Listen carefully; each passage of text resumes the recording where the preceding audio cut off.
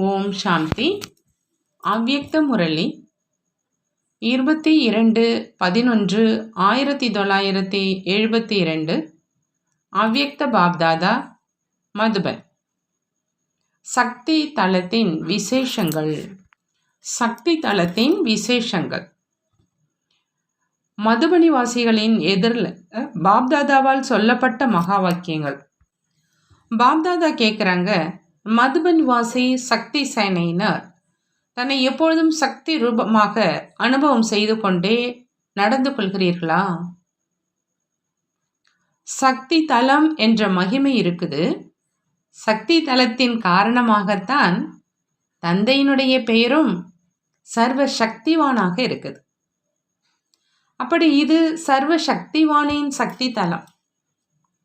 சக்தி தலத்தினுடைய விசேஷமே ஏதாவது நேரான பாதையை சுலபமாகவே கடந்துடுறாங்கன்னா, அதே போல எப்பொழுதும் அனைத்து பிரச்சனைகளையும் கடந்துடணும். யோசிக்க மாட்டாங்க, நிற்க மாட்டாங்க.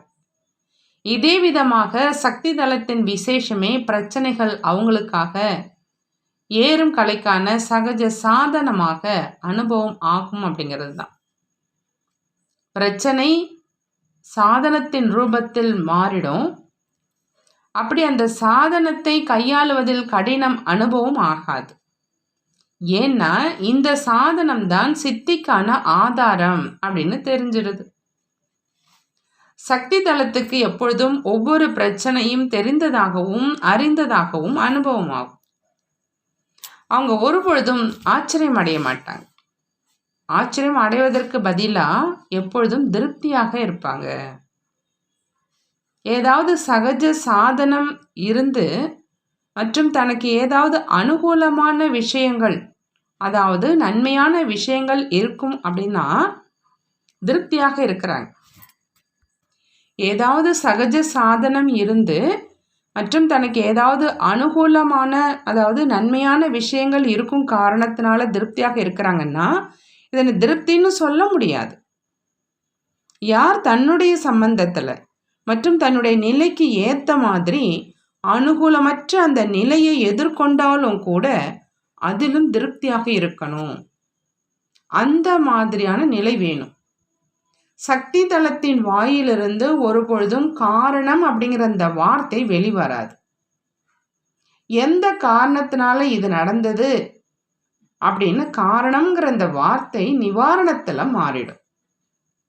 இந்த காரணத்தினால இது நடந்தது என்று அஞ்ஞானிகளும் சொல்றாங்க.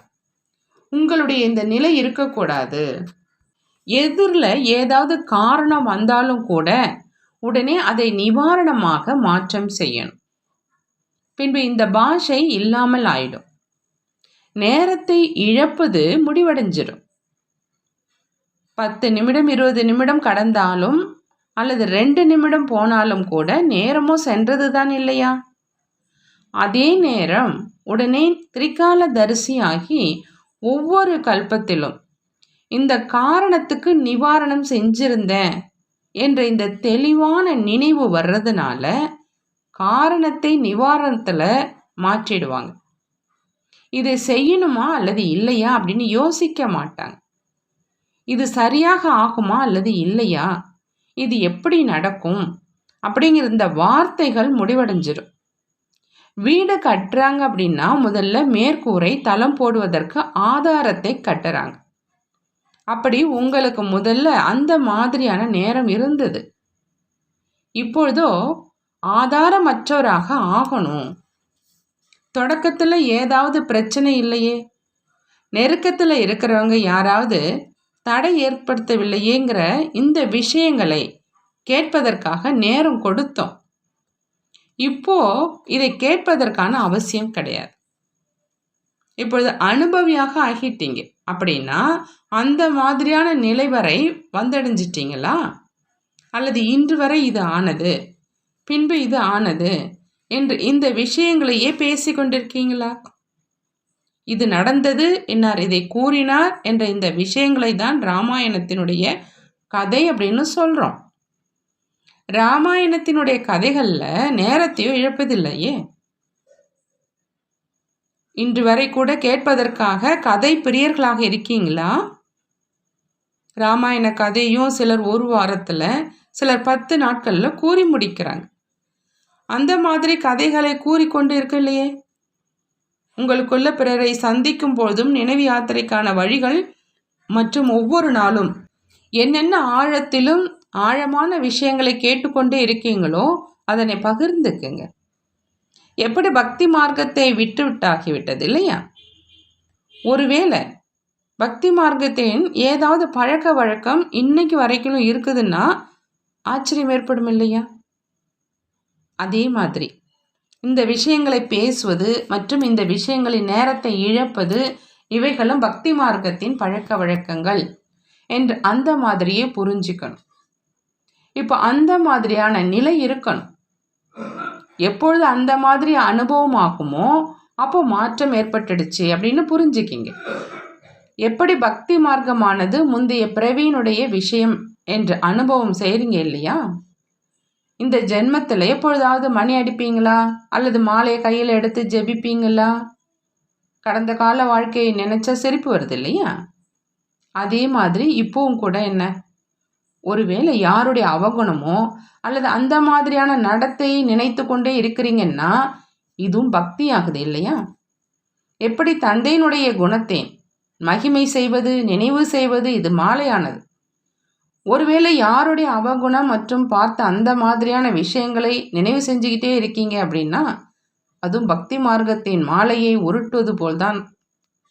மனதில் எண்ணத்தை உருவாக்குவது இதுவும் ஜெபிப்பதாக ஆகுது இல்லையா? எப்படி அவங்க இடைவிடாத மந்திரத்தை ஜெபிச்சுக்கிட்டே இருக்கிறாங்க, அதே மாதிரி எண்ணங்கள் ஓடுது, நிற்பது இல்லை. அப்படியானா இதுவும் ஜெபிப்பதாக ஆகுது. ஒவ்வொருவருக்கும் சொல்றீங்க, இது இன்னார் இதை செஞ்சாங்க, அதை செஞ்சாங்க என்று மணி அடிப்பதாக ஆணுச்சு. அப்படி இது துர்கதியை அடைவதற்கான வழக்கம். மதுபனி வாசிகளோ ஞான சொரூபமாக இருக்கிறாங்க இல்லையா? ஏதாவது துர்கதிக்கான பழக்க வழக்கம், அது ஸ்தூலமானாலும் அல்லது சூட்சமமானாலும் அதன் மேல் வைராக்கியம் வரணும். எப்படி ஞானத்தின் ஆதாரத்தில் பக்தியின் ஸ்தூல சாதனங்களின் மேல் வைராக்கியம் வந்துடுச்சு, அதே மாதிரி இந்த பக்தி மார்க்கத்தின் பழக்கத்தின் மேலும் அந்த மாதிரி வைராக்கியம் வரணும். இந்த வைராக்கியத்துக்கு பிறகுதான் நினைவின் வேகம் அதிகரிக்க முடியும். இல்லை அப்படின்னா எவ்வளவுதான் முயற்சி செஞ்சாலும், எப்படி பக்தர்கள் பகவானின் நினைவில் அமர்வதற்காக எவ்வளவுதான் முயற்சி செஞ்சாலும் அமர முடியுதா? எவ்வளவுதான் தன்னை அடித்தாலும் கஷ்டப்படுத்தினாலும் விதவிதமான வகைகளில் நேரத்தை ஒதுக்குறாங்க, செல்வத்தை ஈடுபடுத்துகிறாங்க.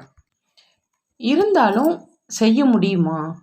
இங்கேயும் ஒருவேளை துர்கதி மார்க்கத்தின் பழக்க வழக்கம் இருக்குதுன்னா நினைவு யாத்திரையுடைய வேகம் அதிகரிக்க முடியாது, இடைவிடாத நினைவு இருக்க முடியாது. மணி அடிப்பது ஆகியவை விடுபட்டு விட்டதா அல்லது ஸ்தூல ரூபத்தில் விட்டுட்டு சூட்சும ரூபத்தில் எடுத்துக்கிட்டீங்களா? பக்தர்களுக்கும் நேரத்தையும் பணத்தையும் வீணாக்குறீங்க என்று அதிகமாக சவால் விடுறீங்க. நீங்கள் ஞான ஸ்வரூபமா எவ்வளோ ஆகியிருக்கீங்க அப்படின்னு தன்னை சோதனை செய்யுங்க.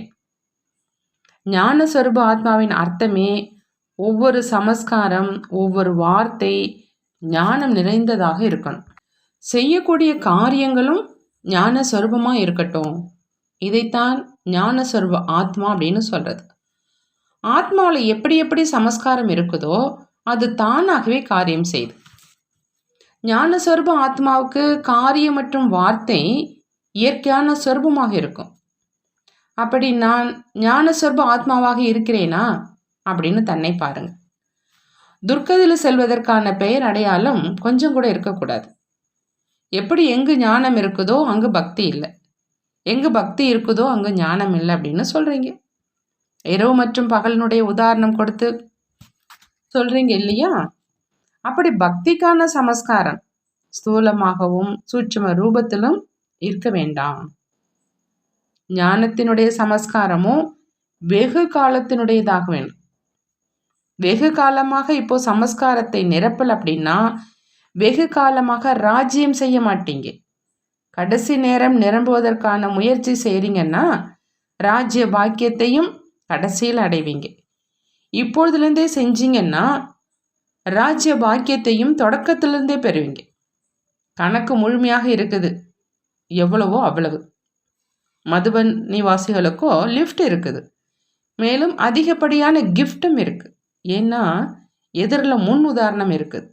அனைத்தும் சகஜ சாதனம். காரணத்தை மட்டும் நிவாரணத்தில் மாற்றம் செஞ்சிடுறீங்கன்னா மதுபனி வாசிகளுக்கு என்ன கிஃப்ட் இருக்குதோ அதன் மூலம் தன்னை மிகவும் மாற்றிக்கொள்ள முடியும். எப்பொழுதும் உங்களுடைய எதிரில் பொறுப்பாளர் ஆகியிருக்கும் மூர்த்திகள், அதாவது தாதிகள் முன் உதாரணமாக இருக்கிறாங்க. சக்திகளின் எண்ணம் கூட சக்திசாலியாக இருக்கும், பலகீனமாக இருக்காது. என்ன விரும்புகிறாங்களோ அதை செய்ய முடியும். அந்த மாதிரியானவங்களை சக்தி சேனை அப்படின்னு சொல்லப்படுது. இங்கேயும் மிக சகஜ சாதனம் இருக்கு. காரியம் செஞ்சீங்க மற்றும் தன்னுடைய முயற்சியில் ஈடுபட்டுட்டீங்க. மதுபனி வாசிகளால் தான் மதுபனுக்கு அழகு. இருந்தாலும் மிக அதிர்ஷ்டம் நிறைந்தவங்க நீங்க. தன்னை தெரிந்திருந்தாலும் தெரியாமல் இருந்தாலும் நீங்கள் அதிர்ஷ்டசாலிகள் தான். அநேக விஷயங்களிலிருந்து பாதுகாப்பாக இருக்கீங்க. ஸ்தானத்தினுடைய மகத்துவத்தை, சங்கத்தின் மகத்துவத்தை, சுற்றுப்புற சூழலினுடைய மகத்துவத்தை தெரிஞ்சுக்கிட்டீங்கன்னா ஒரு நொடியில் மகானாக ஆயிடுவீங்க. பெரிய விஷயம் ஒன்றுமே கிடையாது. இன்னும் மாலை நிச்சயிக்கப்படல். அனைவருக்குமே வாய்ப்பு இருக்கு. நடைமுறையில் என்ன மாற்றத்தை செஞ்சு காமிக்கிறாங்க அப்படின்னு இப்போ பார்க்கலாம். நம்பிக்கை உரியவங்க தான் நீங்கள் இல்லையா? நல்லது. ஓம் சாந்தி. நன்றி பாபா, நன்றி.